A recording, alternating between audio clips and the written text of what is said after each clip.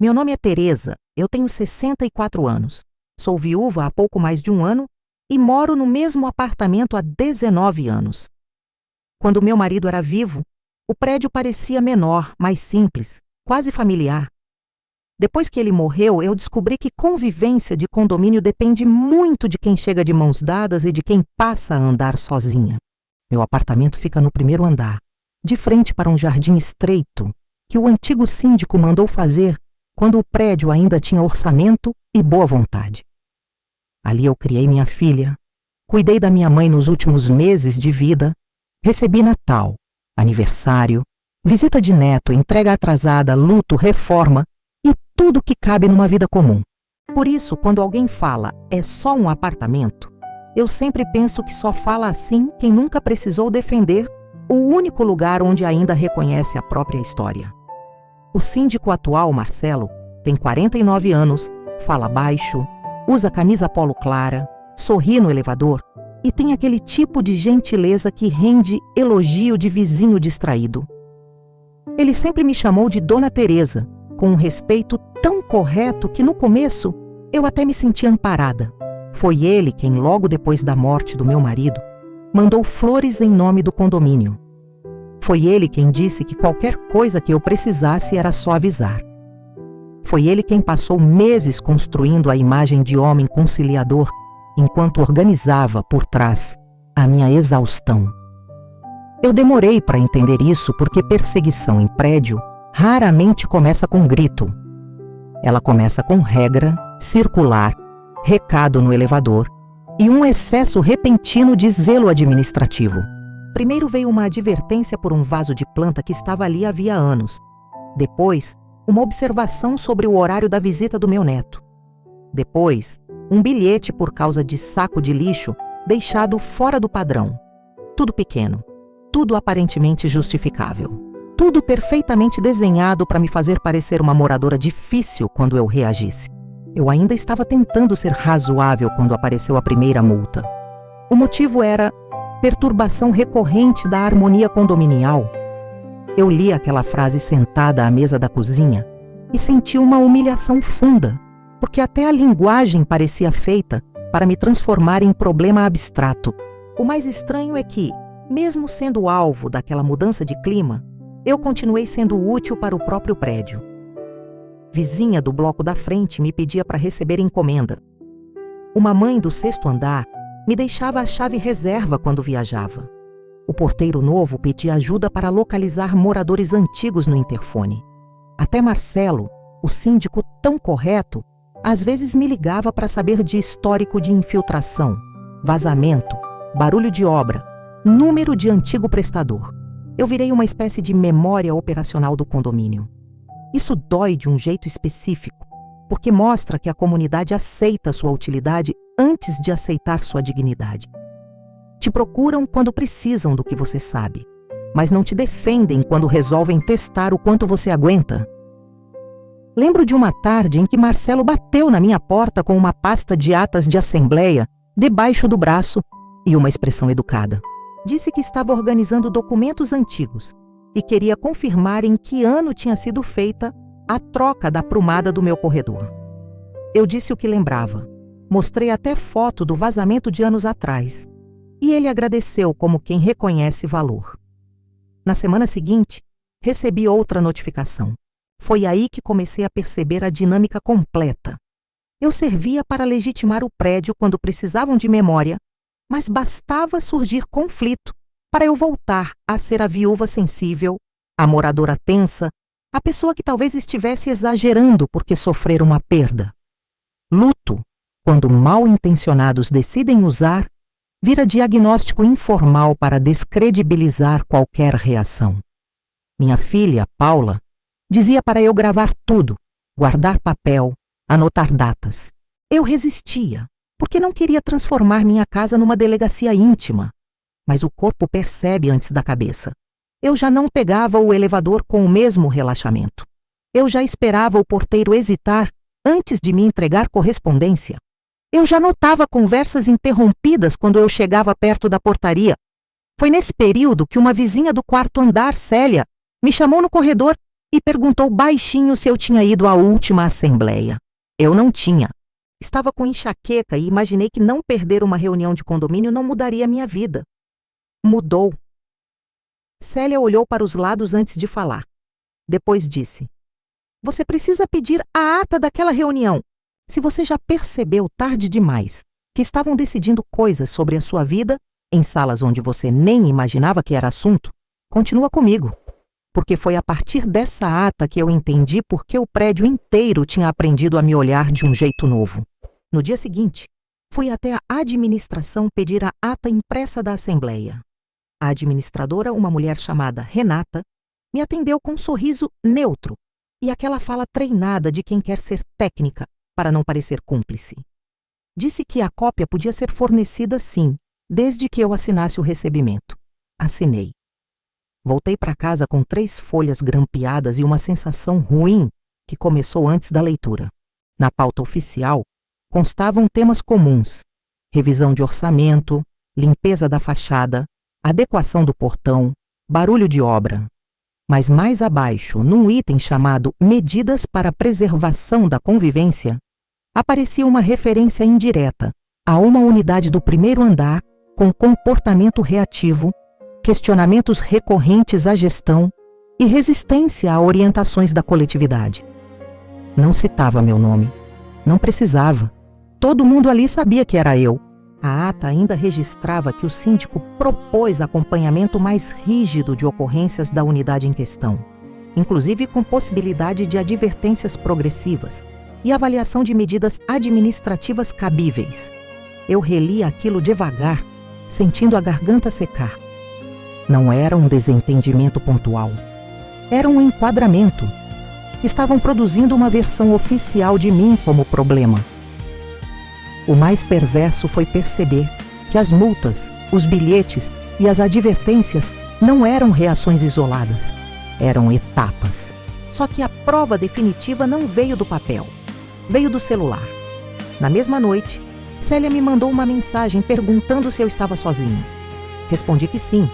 Ela subiu meia hora depois, sem maquiagem, chinelo baixo, cara de quem estava fazendo algo que não queria estar fazendo. Sentou na minha sala e falou baixo: "Eu ouvi uma coisa no corredor da administração no dia da assembleia. Gravei porque achei feio. Não sabia se devia te mandar." Ela abriu um áudio curto, de pouco mais de 20 segundos. A voz do Marcelo estava clara. Ele dizia num tom tranquilo demais: "Com esse tipo de morador, o caminho é cansar aos poucos. Multa, advertência, ata, tudo certinho. 1 hora vende e vai embora, achando que a decisão foi dela." Eu não chorei quando ouvi. Choro é luxo de quem ainda está surpreso. Eu senti foi um tipo de frio que deixa a gente muito lúcida. Naquele segundo, todo o teatro do homem razoável caiu de uma vez. O síndico que me mandou flores em nome do prédio tinha uma estratégia com etapas para me desgastar até eu sair do apartamento. E o mais humilhante não era só a crueldade dele.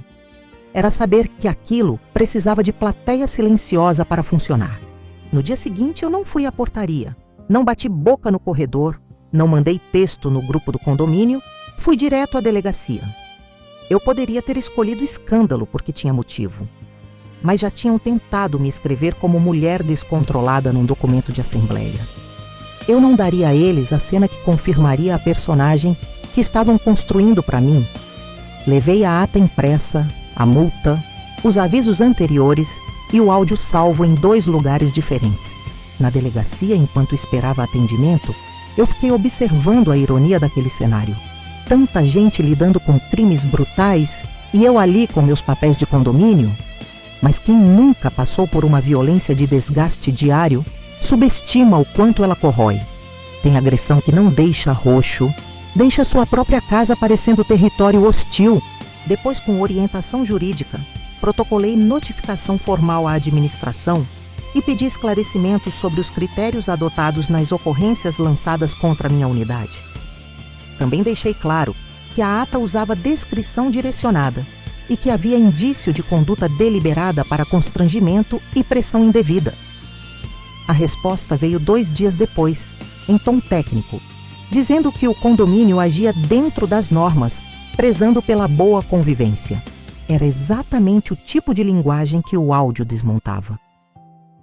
Quando Marcelo me encontrou no elevador nessa semana, tentou o papel de sempre. Perguntou se estava tudo bem, disse que eu parecia abatida, ofereceu ajuda para o que fosse preciso. Eu olhei para ele e pela primeira vez não tentei manter a cordialidade que ele usava como escudo. Só disse: "Agora eu prefiro falar com prova." Ele mudou o rosto por menos de um segundo. Quem está acostumado a conduzir os outros pela aparência de serenidade quase sempre vacila quando percebe que perdeu o controle da narrativa. 2 dias depois, houve uma reunião extraordinária. Não fui chamada com gentileza. Fui convocada.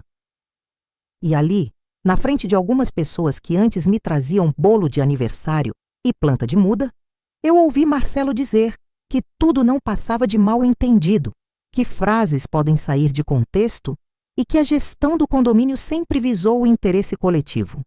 Foi nesse momento que o áudio deixou de ser suspeita e virou queda.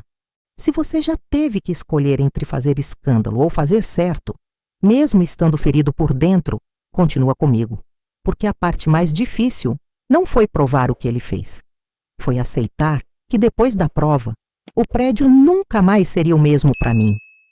Eu poderia ter jogado o áudio no grupo geral do condomínio. Confesso que pensei nisso mais de uma vez. Bastava apertar, encaminhar e assistir a máscara dele quebrar diante de 100 e tantas mensagens, figurinhas indignadas e silêncio conveniente de quem já sabia de alguma coisa. Mas vingança instantânea tem um brilho curto.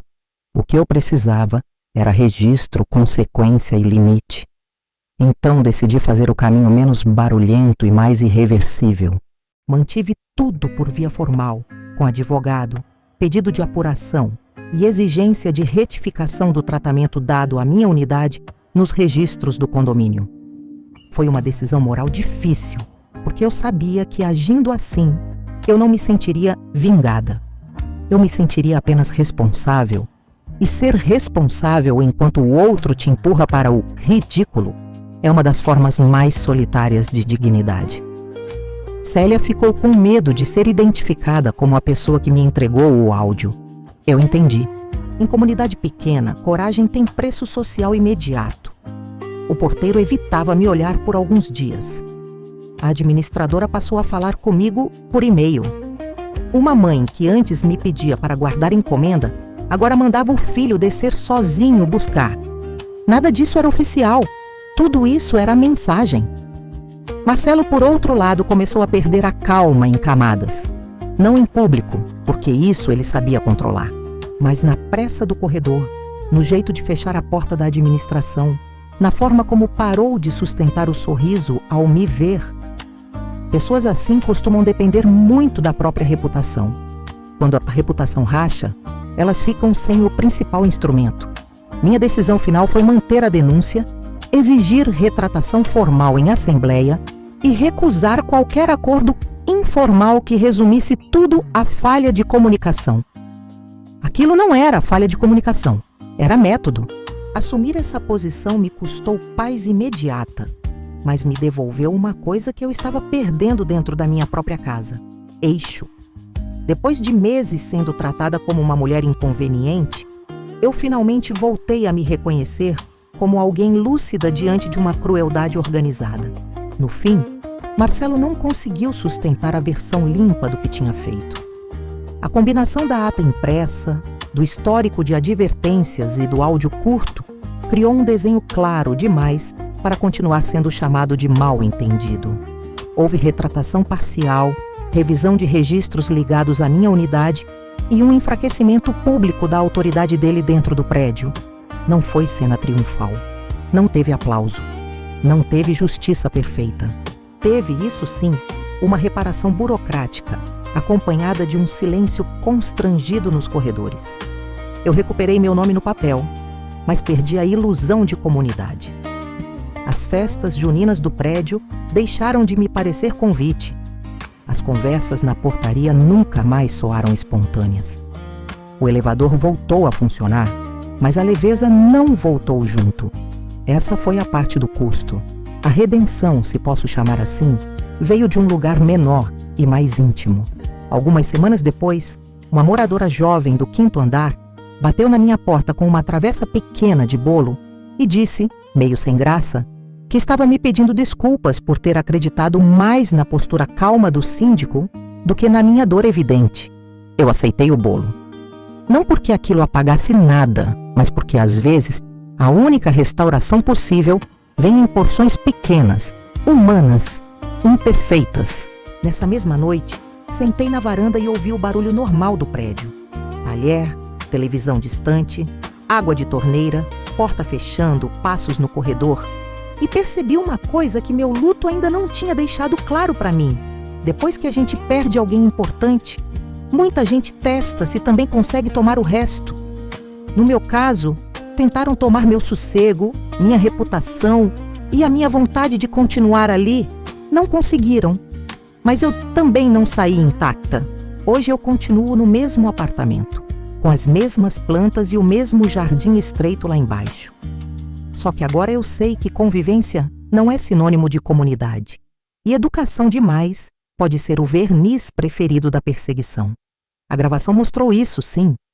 Mas o que realmente mudou minha vida foi entender que ficar não é a mesma coisa que se calar. Se essa história te atravessou, comenta com sinceridade. Você já percebeu tarde demais que alguém estava tentando te desgastar em silêncio para te fazer desistir do seu lugar. E se você acompanha relatos assim, se inscreve para seguir comigo nas próximas histórias.